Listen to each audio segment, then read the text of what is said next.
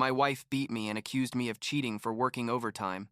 But when I discovered who poisoned her mind, the truth destroyed her best friend and exposed the most twisted manipulation I never saw coming.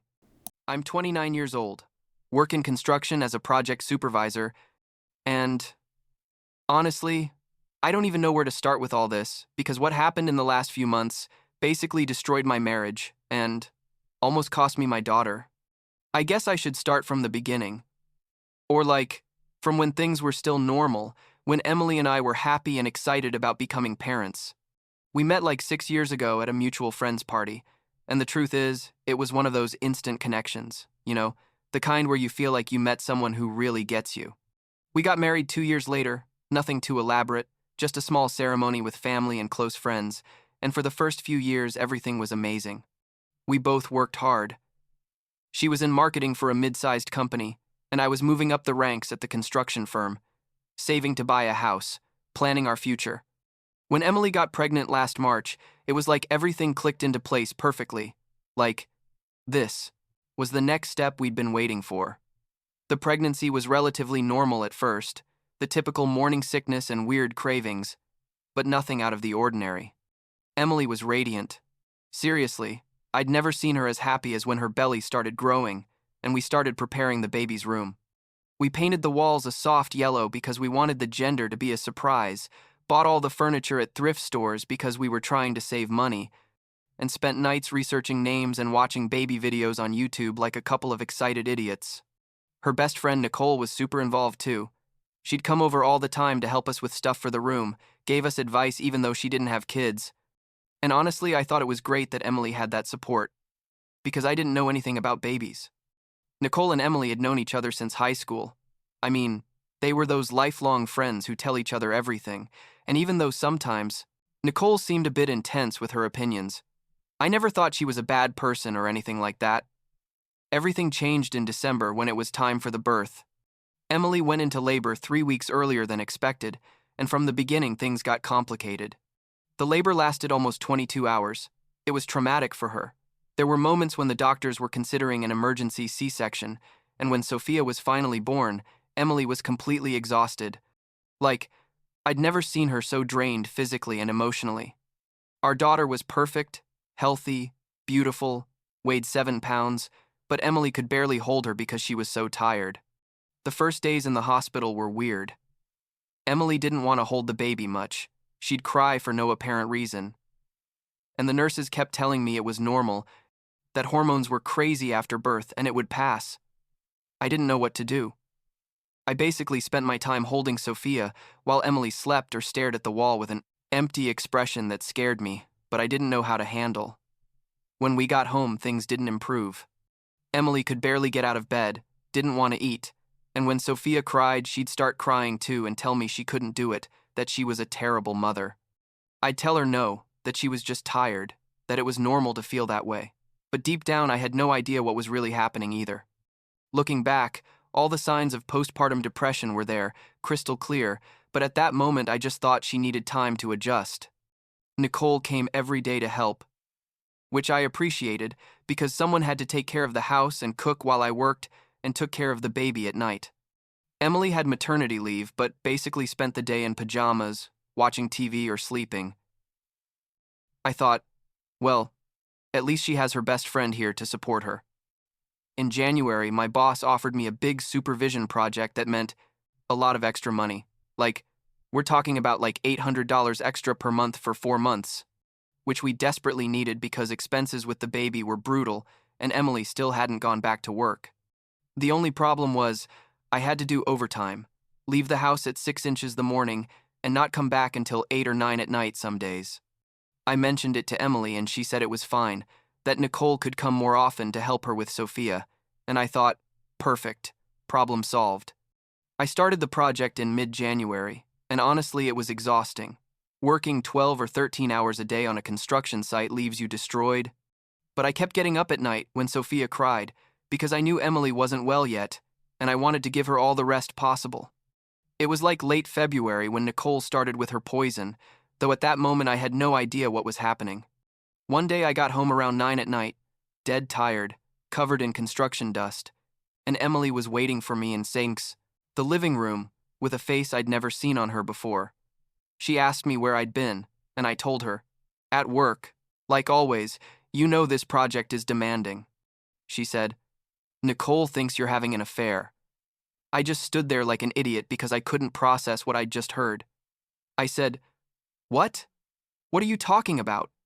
And she said that Nicole had noticed I was coming home very late, that I always had excuses, that I was never home, that basically all the signs were there. I tried to explain that it was ridiculous, that I was literally working at a construction site with 20 guys, that I could call my boss to confirm it. But Emily just looked at me with those eyes full of distrust that broke my heart. The next few days were a nightmare. Emily started questioning everything.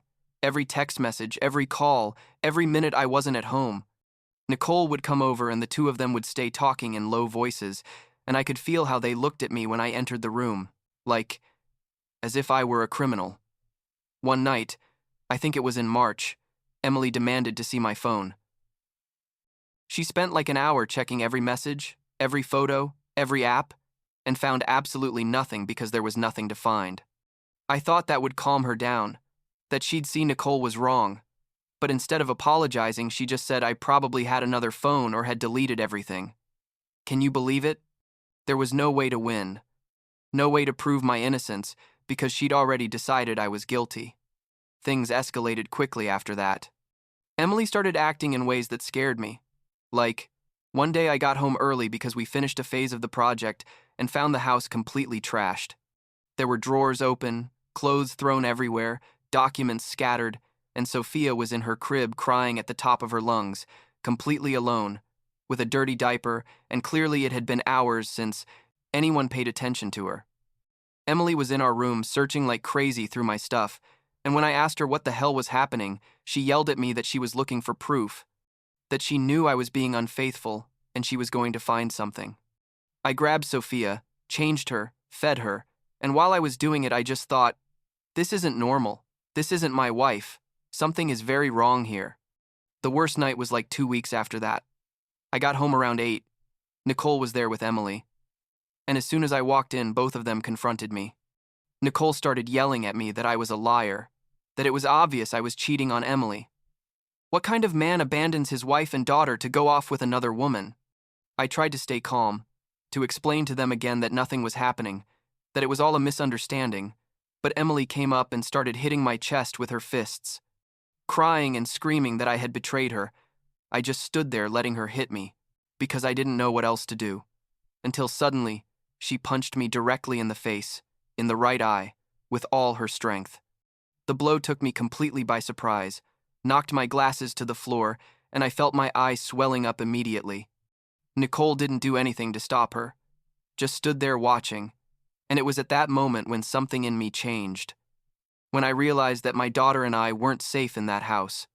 That same night, with a black eye and still bleeding a little, I grabbed Sophia, put some of her things in a bag, and went to my parents' house.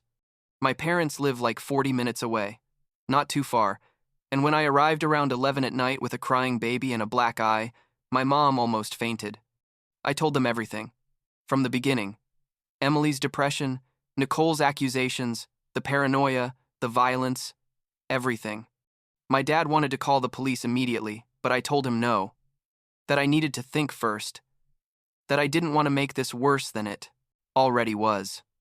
That night, Sophia slept in a small crib that my parents had saved from when my siblings and I were babies, and I stayed awake in the guest room, staring at the ceiling and wondering how the hell I'd gotten to this point. The next day, like at midnight, Emily and Nicole showed up at my parents' house banging on the door like crazy. My parents didn't let them in and called the police when they started screaming to give them back. Sophia, that I had kidnapped my own daughter, that I was an abuser. The cops arrived, heard both sides of the story, saw my black eye, and basically told Emily and Nicole to leave, or they'd arrest them for disturbing the peace. Emily was crying, saying she just wanted to see her baby, and part of me wanted to let her, wanted to believe she was still the woman I loved and not this unrecognizable person, but I knew it wasn't safe. Not at that moment. The next few days were a blur. I hired a lawyer, a guy a friend recommended who specializes in family law. and started the process for a temporary restraining order. I documented everything: photos of my black eye, Emily's paranoid text messages, testimonies from my parents, everything that could help me protect Sophia. The lawyer told me I needed to think about permanent custody because the situation wasn't going to improve on its own. And even though it hurt to think about divorcing Emily, I knew he was right. Meanwhile, I kept working, taking care of Sophia with my parents' help, and trying not to collapse because honestly I was reaching my limit. Emily's parents started calling me like a week after I left. They were desperate. They told me Emily was worse than ever, that she wasn't eating, wasn't sleeping, just stayed in bed crying. They told me she needed professional help, that postpartum depression was real, and that Nicole was making it worse with her crazy ideas about me. I believed them. Deep down, I knew Emily was sick and not evil, but I also knew I couldn't go back to that house. Couldn't risk my daughter's safety. I suggested they take her to a psychiatrist, that they seek real medical help, but they told me Emily refused, that she said the only thing she needed was for me to come back and stop cheating on her. Things came to a critical point like 3 weeks after I left. Emily's parents found her unconscious in the bathroom. She had taken a bunch of sleeping pills. I don't know if she really wanted to kill herself or just get attention, but they rushed her to the hospital and had her stomach pumped. She spent like 4 days hospitalized, first in intensive care and then in the psychiatric ward. And during that time, Nicole kept bombarding me with messages saying it was all my fault, that I had pushed Emily to the limit, that I was a monster. I blocked her number because I couldn't take her toxicity anymore and focused on taking care of Sophia and waiting for news about how Emily was doing. Then Nicole did the unthinkable.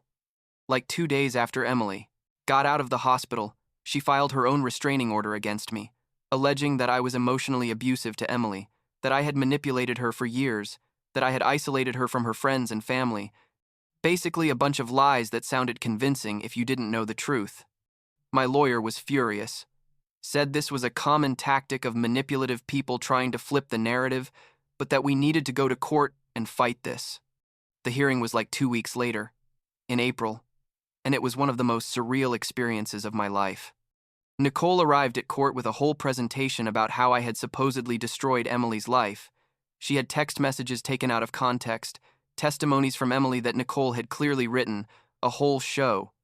But my lawyer was prepared. He had photos of my black eye, messages from Emily's parents confirming her severe depression and Nicole's negative influence, and testimonies from my parents and neighbors who had never seen any abusive behavior from me. The judge listened to everything, and honestly, you could see on his face that he wasn't buying anything from Nicole. When my lawyer presented evidence that Nicole had been alienating Emily from her own family and filling her head with conspiracy theories about me, the judge basically told Nicole that her restraining order was frivolous and it was dismissed. It was a relief, but also exhausting. Like, I had spent like $3,000 in legal fees to fight something that should never have existed. After the hearing, Emily's parents contacted me again. They told me Emily had finally agreed to see a real psychiatrist, that they had diagnosed her with severe postpartum depression with psychotic features, that basically her brain had been malfunctioning since Sophia was born, and that Nicole had exploited that vulnerability for her own twisted purposes. I don't know what Nicole's problem was with me or with our family, if she was jealous of our relationship or what, but the damage was already done. Emily wanted to see me, wanted to apologize, and even though part of me wanted to tell them to go to hell, another part remembered the woman I'd fallen in love with years ago and felt sorry for everything she'd suffered. We met at her parents' house like 2 weeks later. Emily looked terrible. She had lost like 30 pounds, had deep dark circles, and could barely look me in the eye. She apologized for everything. Cried so much I thought she was going to dehydrate, and told me she had no idea how she had come to believe all those lies from Nicole, that her head was so confused at that moment she couldn't distinguish reality from paranoia. I just listened to her, didn't interrupt her, and when she finished, I told her I accepted her apology, but things couldn't go back to the way they were before, not after everything that had happened. Sophia was with me, happy and healthy with my parents, and I wasn't going to risk that. Emily agreed. She told me she knew she couldn't be a mother at that moment, that she needed time to heal and work on her mental health.